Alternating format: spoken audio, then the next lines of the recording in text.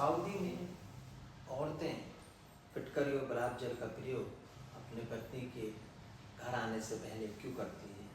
ये सवाल मोहित के दिमाग में घूम रहा था और वह इस सवाल का जवाब किसी भी कीमत पर जानना चाहता था।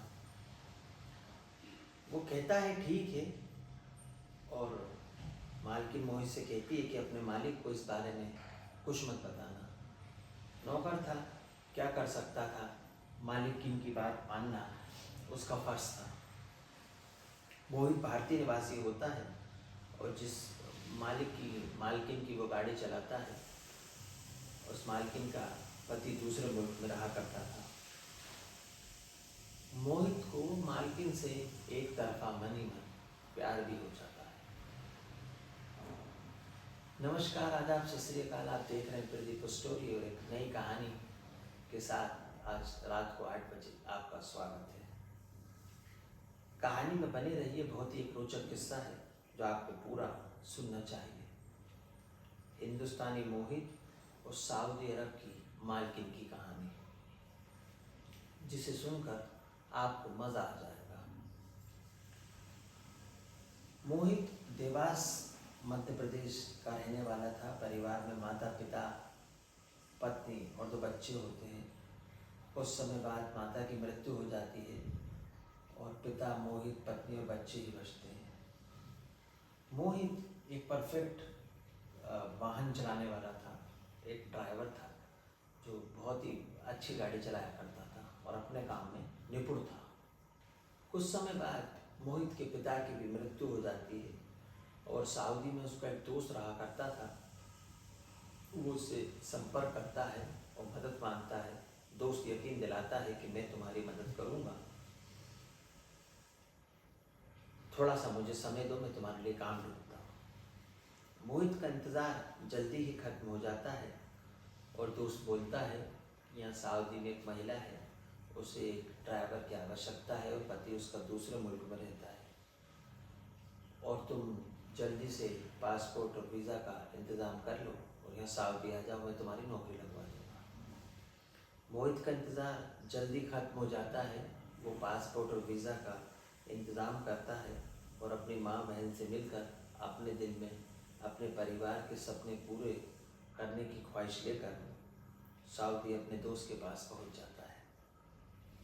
जब वो सऊदी अपने दोस्त के पास पहुँचता है तो उसका दोस्त कहता है कि तुम सफ़र करके आए हो, आज आराम कर लो, कल मैं तुम्हें वहाँ ले चलूँगा जहाँ तुम्हें काम करना है और मालकिन से मिलवा दूँगा। अगले दिन दोस्त मोहित को मालकिन के पास लेकर जाता है और मोहित की उम्र लगभग 22 साल के आसपास होती है। मोहित देखने में बहुत सुंदर, हष्ट पुष्ट और नौजवान व्यक्ति था। तो मालिक की पत्नी मालकिन उसे ऊपर से नीचे तक पहले देखती है और फिर बोलती है कि ठीक है, तुम कल आ जाना, मैं तुम्हें काम समझा दूंगी, और जैसा कि तुम्हारे दोस्त ने बता ही दिया होगा कि तुम्हें क्या काम करना है। दोनों दोस्त घर आ जाते हैं। मोहित का दोस्त कहता है कि तुम बहुत भाग्यशाली हो जो तुम्हें इतनी जल्दी नौकरी मिल गई। ये तो सऊदी में लोगों को इतनी जल्दी नौकरी नहीं मिलती है। नौकरी ढूंढते ढूंढते उनके पैर घिस जाते हैं, पसीने घिस जाते हैं, काफ़ी समय लगता है। मोहित अगले दिन उस औरत के, अपनी मालकिन के घर पहुंच जाता है और मालकिन उसे सबसे पहले उसका कमरा दिखाती है और उससे बोलती है कि ये तुम्हारा कमरा है, यहाँ तुम्हें रहना है और जब भी मुझे कहीं जाना होगा तो मैं तुम्हें बुला लिया करूँगी और तुम मेरे साथ चलने को तैयार रहना। मोहित को काम से ज़्यादा वो औरत पसंद आ जाती है और एक तरफा मोहित उसको पसंद करने लगता है और उसकी तरफ खींचा चला जाता है। पर ये रिश्ता था मालकिन और नौकर का था, ये मोहित अच्छे से जानता था।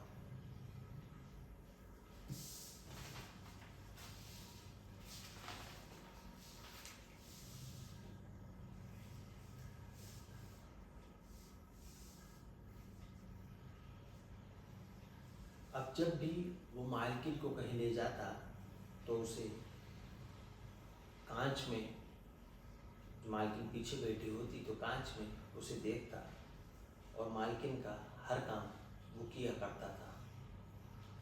एक दिन मोहित को आश्चर्य जब हुआ जब उसकी मालकिन कहती है कि हमें एयरपोर्ट चलना है, कल मेरे पति आ रहे हैं, तय समय के मुताबिक हमें एयरपोर्ट पर पहुंचना है। और समय के मुताबिक अगले दिन मोहित मालकिन के साथ कार में बैठकर एयरपोर्ट पहुंचता है और उसे एकदम झटका लगता है। वो देखता है कि मालकिन का पति लगभग 60 साल का था और मालकिन और उसकी जोड़ी बिल्कुल नहीं मिल रही थी। वो मालकिन के लायक ही नहीं था। उस आदमी के पूरे बाल सफ़ेद थे और उम्र भी बहुत ज़्यादा थी।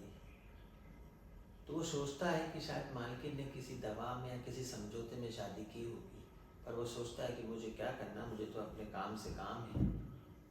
दोनों गाड़ी में बैठते हैं और गाड़ी घर की तरफ चल देती है। अब मोहित की आदत में यही शुमार था। वो मालकिन को कांच में पीछे की तरफ देख रहा था तो वो देखता है कि वो आदमी मालकिन के हाथों में हाथ डालकर बैठा है और कहता है कि डार्लिंग क्या करूं, मेरी मजबूरी है, मुझे बिजनेस के काम से बाहर रहना पड़ता है, नहीं तो इतनी खूबसूरत बीवी को छोड़कर कौन कमबख्त भाग जाना चाहता है। और मैं तो बिल्कुल भी मन नहीं करता, मेरा तो मन करता है मैं 24 घंटे तुम्हारे साथ ही रहूं। वो कहता है कि अब मैं जितने दिन भी रहूँगा घर में रहूँगा। और वो ये सब सुनकर मोहित को बिल्कुल भी अच्छा नहीं लगता है, क्योंकि वो तो मालकिन से एक तरफा मनी मन प्यार करता था। वो बूढ़ा आदमी जब भी उस औरत को छूता, मोहित की मालकिन को छूता, तो उसके तन बदन में आग लग जाती। और वो इतना बेशर्म था कि ड्राइवर जो कांच में देख रहा था उसकी भी शर्म नहीं करता है। मोहित गाड़ी चलाता है और वापस अपने क्वार्टर में आकर सो जाता है। उसे नींद नहीं आ रही थी। वो रात भर करवटें बदलता रहता है और जैसे ही वो सोने के लिए होता है, उसकी मालकिन और बूढ़े पति के चेहरा उसकी आंखों के सामने आ जाता है और वो बहुत ही परेशान हो जाता है और तरह तरह के सवाल उसके दिमाग में घूमने लगते हैं, जिन सवालों के जवाब उसके पास नहीं थे।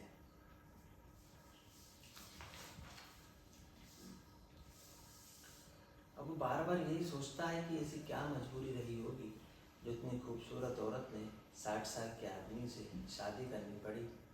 तमाम कोशिशें कर कर भी उसको नींद नहीं आ रही थी। उन दोनों के बारे में ही सोच रहा था कि वो क्या कर रहे होंगे, कैसे जी रहे होंगे, क्या बातें कर रहे होंगे। ये सोच सोच कर मोहित का सर फटा जा रहा था।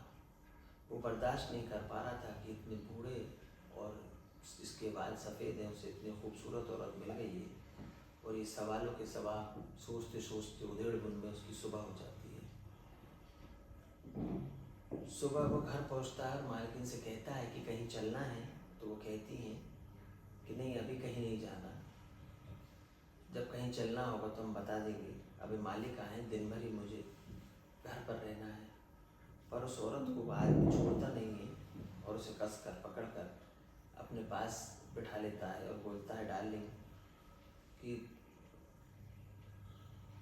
तुम कितनी सुंदर हो, मैं तुम्हें छोड़कर इतनी दूर नहीं रह पाता। तो मौका कहता है कि ये व्यक्ति कैसा है, ये मेरा भी लिहाज नहीं कर रहा है। वो पूछता है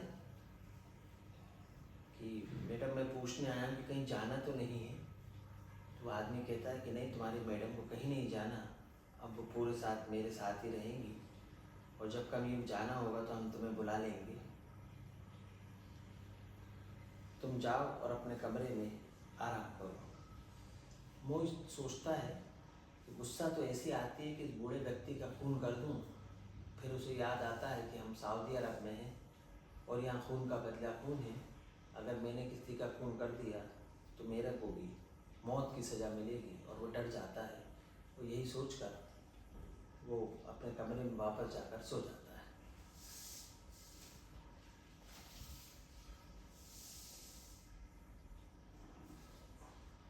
सऊदी में ऐसा कानून है कि कोई किसी महिला को बुरी नज़र से भी नहीं देख सकता और वो अपने कमरे में आ जाता है और आराम करने लगता है। ऐसा करते करते लगभग 3 घंटे हो जाते हैं मोहित सोच ही रहा था कि वो दोनों क्या कर रहे होंगे, क्या बातें कर रहे होंगे। इतने में ही मालिक कि इनकी पत्नी और मालकिन कमरे में एंटर होती है और मोहित से कहती है कि मुझे तुमसे काम है, मैं इसलिए यहाँ आई हूँ। मोहित कहता है कि बताइए मैडम जी क्या काम है और मैं क्या कर सकता हूँ आपके लिए। तो मालकिन कहती है ये पैसे लो और जिस ब्यूटी पार्लर से मैं सामान खरीदती हूँ वहाँ चले जाना और एक पर्ची उनको दे देना और उस पर्ची में जो सामान लिखा है वो लेकर आ जाना। मोहित पर्ची अपनी जेब में रख लेता है और दुकान की तरफ चल देता है और उसको मन ही मन उत्सुकता होती है कि आखिर इस पर्ची में ऐसा क्या लिखा है जो मालकिन ने मंगाया है, क्यों ना मैं इस पर्ची को पढ़कर देखूं। मोहित उस पर्ची को पढ़कर देखता है तो उसमें लिखा था कि फिटकरी और गुलाब जल खरीदना है और जितना मैं लेती हूँ उससे दोगुना मात्रा में खरीदना है।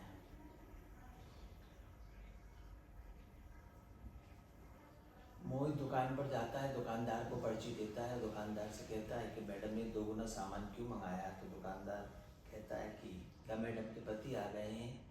तो जो मोहित कहता है हाँ। तो कहते हैं शायद इसीलिए दोगुना सामान मंगाया है और हंसने लगता है। मोहित पूछता है हंस क्यों रहे हो। तो वो मोहित की किसी बात का जवाब नहीं देता है। अब वो सोचने लगता है कि मैडम फिटकरी और गुलाब जल का क्या करेंगी, पति के आने के बाद दोगुना क्यों मंगाई। पर इन सब सवालों के जवाब उसके पास नहीं थे। वो सामान लेकर घर की तरफ चल देता है और मालकिन को सामान ले जाकर दे देता है। मालकिन सामान लेती है और वो खूबसूरत औरत झुकी नज़रों से अंदर की तरफ चली जाती है और मोहित से कहती है कि मेरे पति को, तुम्हारे मालिक को इस फिटकरी और गुलाब जल के बारे में कभी मत बताना और किसी को पता नहीं चलना चाहिए कि मैं फिटकरी और गुलाब जल का क्या करती हूँ। तो मोहित के मन में जिज्ञासा थी। वो घर के नौकरों से पूछता है कि मैडम फिटकरी और गुलाब जल क्यों मंगाती हैं। तो नौकर पहले तो हंसने लगते हैं, फिर कहते हैं कि तुमको नहीं पता कि औरतें फिटकरी और गुलाब जल की शौकीन होती हैं, पर तुम इस मामले में मत उलझो, तुम अपने काम से काम रखो।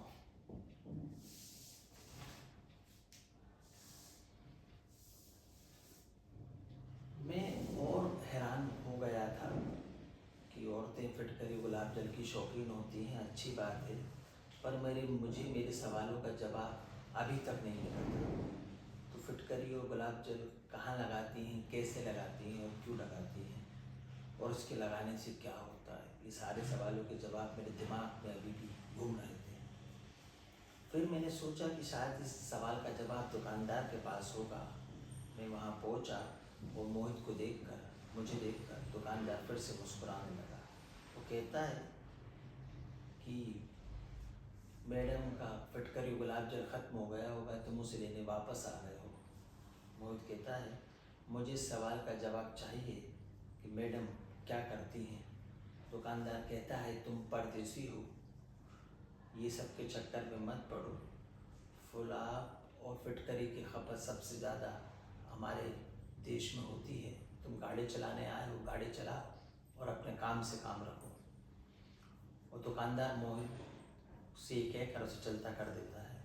मोहित अपने रूम में वापस आ जाता है और सोचने लगा कि इस सवाल का जवाब मुझे कैसे मिलेगा, पर उसको डर भी था क्योंकि दूसरा मुल्क था और यहाँ पर छोटी सी गलती और महिलाओं के अपराध में जान से हाथ धोना पड़ता है। तो इस डर के मारे वो किसी से सवाल करता भी नहीं है। लेकिन क्या करता, वो अपना दिल तो मैडम के लिए हार चुका था। उसका दिमाग कहता है मैं गलत हूँ, परदेश में आया हूँ, पर दिल कहता है कि मालकिन भी मुझे प्यार करे। और उसके दिमाग और दिल की जंग में कमरे में अपने बिस्तरों पर वो लोट-पोट होता रहता है और एक तरफ उसके दिल में प्यार था और एक तरफ उस मुल्क के कानून का डर था जहाँ गलती की सज़ा सिर्फ एक ही थी, मौत, मौत और मौत। पर वो प्यार के दिल और दिमाग में उलझा हुआ था।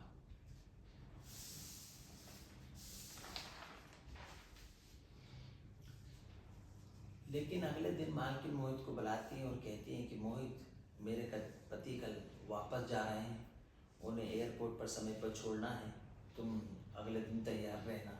जैसे ही मोहित ये बात सुनता है, उसके दिल में खुशी के लड्डू फूट जाते हैं, चेहरे पर गुलाब जैसी चमक आ जाती है और उसकी खुशी का ठिकाना नहीं रहता है और ऐसा खुश होता है जैसे कि उसकी लॉटरी लग गई हो। मालकिन अगले दिन अपने पति के साथ एयरपोर्ट जाती हैं। पति को एयरपोर्ट छोड़ने के बाद वो कहती हैं कि अब मेरे फेवरेट स्टोर चलो, वहीं से मुझे फिटकरी और गुलाब जल खरीदना है। मोहित जैसे ही फिटकरी और गुलाब जल का नाम सुनता है, उसके दिल दिमाग में फिर से वही सवाल गूंजने लगता है। पर जब भी वो मैडम से इस संबंध में बात करता है या सवाल पूछता, तो उसकी मालकिन जो खूबसूरत महिला थी मूल जवाब देती है और फिर से बात को टाल देती है। अब रास्ते में मोहित से कहती है किसी रेस्टोरेंट पर रुकते हैं, तुम कुछ खाओगे? तो मोहित भी कुछ खाता है, मालकिन भी कुछ खाती है और कुछ समय बाद वो मालकिन को घर वापस ले आता है। मालकिन को घर पर छोड़कर वह अपने कमरे में चला जाता है। अब मोहित पक्का इरादा कर चुका था कि वो क्या करती हैं। अब मोहित पक्का इरादा कर चुका था कि आज मैं जान कर रहूँगा कि मैडम ने 60 साल के बुजुर्ग व्यक्ति से शादी क्यों की। क्या आपकी कोई मजबूरी थी या आपकी कोई परेशानी थी, क्योंकि आपकी जोड़ी तो मेल खाती नहीं है। और मैडम से जब भी मोहित सवाल पूछता है तो मैडम गुस्सा हो जाती हैं और बोलती हैं कि तुम मेरी ज़िंदगी में दखल मत दो, अपने सिर्फ काम से काम रखो। जिस काम के लिए तुम्हें यहाँ बुलाया है तुम अपना वो काम करो, गाड़ी चलाओ। ज़िंदगी में दखल दोगे तुम्हारे लिए अच्छा नहीं होगा। ये सुनकर मोहित बहुत डर जाता है, घबरा जाता है और उसके दिल में मैडम के लिए एक तरफा प्यार होता है वो पूरी तरह खत्म हो गया था। डर ने मोहित के दिल के प्यार को मार दिया था। तो मोहित चुपचाप गाड़ी चलाता है और चुपचाप आकर अपने कमरे में लेट जाता है। वो सोचता है कि शायद उसने गलत सवाल पूछ लिया और ये सोचते ही सोचते वो सो जाता है, उसकी नींद लग जाती है। फिर कोई गेट खटखटाता है, वो गेट पर जाकर देखता है तो मालकिन गेट पर खड़ी होती है और कहती है कि मोहित, मैं बड़ी देर से तुम्हारा इंतज़ार कर रही थी, तुम आज बहुत जल्दी सो गई क्या? मुझे शॉपिंग पर जाना है और जल्दी से मुझे शॉपिंग पर ले चलो। मोहित कपड़े की दुकान पर मालकिन को ले जाता है। मालकिन ड्रेस खरीदती है और मोहित को भी कपड़े दिखाती हैं और मैडम कपड़े नहीं खरीदती हैं और सिर्फ मोहित को ही कपड़े दिलाती हैं और आकर गाड़ी में वापस बैठ जाती हैं और कहती हैं कि तुम जानना चाहते हो कि मैंने तुम्हारे मालिक से शादी क्यों की और इसके पीछे क्या कारण था? तो मेरे माँ बाप खत्म हो गए थे, मैं अनाथ थी। जिस मालिक ने मुझे खरीदा वो मेरे पास आते थे, मुझे डर लगता था और मैं कहती थी कि मुझे कोई बचा ले, हे मालिक मुझे कोई बचा ले। तब ये मुझे मिलते हैं और मुझसे बोलते हैं कि मैं तुमसे शादी करूँगा, मेरी उम्र ज़्यादा है पर मेरे पास दौलत है, शोहरत है, ताकत है, तुम्हें मुझे भरोसा दिलाना होगा कि तुम मुझसे गद्दारी नहीं करोगी। मैं यकीन दिलाती हूँ उन्हें कि मैं कभी आपके साथ गद्दारी नहीं करूँगी। तुम्हारे मालिक ने मुझे ख़रीद लिया और मैं मालिक की दूसरी पत्नी होती हूँ। मालिक की एक पहली भी पत्नी थी जो दूसरे मुल्क में रहती है पर वो मुझे स्वीकार नहीं करती है। तो मालिक मुझे सऊदी अरब में लाकर सेटल कर देते हैं और मुझसे बोलते हैं कि महीने में 20 दिन में वहाँ रहूँगा, 10 दिन तुम्हारे पास रहूँगा। अब इसलिए वो मेरे पास कम रुकते हैं, वो ज़्यादातर अपनी पहली पत्नी के पास रुकते हैं। मुझे पता है तुम मेरे लिए क्या सोचते हो, मैंने तुम्हारी नज़रों को पढ़ लिया है। वो औरत ही क्या जो आदमी की नज़रों को ना पढ़ सके, पर मैं अपने पति के साथ गद्दारी नहीं कर सकती हूँ। मेरा काम उनको खुश रखना है। उन्होंने मुझे बचपन में ख़रीदा था, मुझे दोज़ख से बचाया, इस नर्क की ज़िंदगी से निकाल कर बाहर लाए। मैं सदैव उनकी रहूँगी। अब तुम्हारे दिल में मोहित क्या सवाल है, पूछो। तो मोहित पूछता है कि मालकिन आप इतनी खूबसूरत हैं, गुलाब जल और फिटकरी मंगाती हैं, आप उसका क्या करती हैं, ये मैं जानना चाहता हूँ। तो मालकिन कहती है कि गुलाब जल और फिटकरी को रात कर मैं पीस कर अपने चेहरे पर लगाती हूँ इससे चेहरे पर निखार आता है और चेहरा खूबसूरत बन जाता है। तो मोहित को अब अपने इस सवाल का जवाब मिल चुका था कि फिटकरी गुलाब जल का सऊदी अरब की औरतें क्या करती हैं। कहानी अच्छी लगी तो लाइक करें, चैनल को सब्सक्राइब करें और अन्य लोगों तक भेजें ताकि वो इस कहानी को देख सकें।